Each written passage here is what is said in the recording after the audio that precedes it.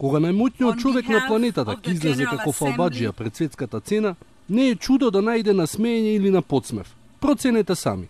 In less than 2 years, my administration has accomplished more than almost any administration in the history of our country. America's so true.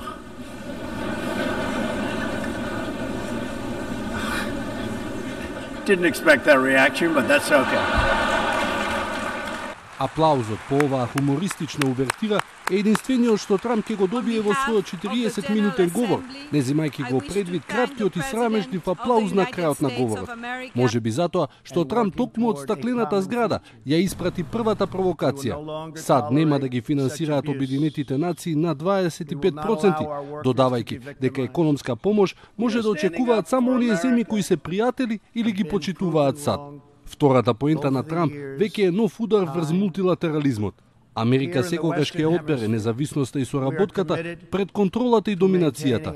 Нема Обединетите нации да ви кажуваат како да живеете, да работите или во што да верувате. За возврат, бараме само да го почитувате нашиот суверенитет, ќе заклучи Трамп. Веќе третата поента доби заканувачки тон кога стана збор за Иран. We cannot allow the world's leading sponsor of terrorism to possess the planet's most dangerous weapons. We cannot allow a regime that chants death to America and that threatens Israel with annihilation to possess the means to deliver a nuclear warhead to any city on earth. Трамп повика сите нации да го изолираат иранскиот режим. Во својата патриотска и унилатералистичка тирада, Трамп не ја поштеди ниту Кина, со која започна трговска војна. The United States has just announced tariffs on another $200 billion in Chinese-made goods, for a total so far of $250 billion. I have great respect and affection for my friend, President Xi, but I have made clear our trade imbalance is just not acceptable.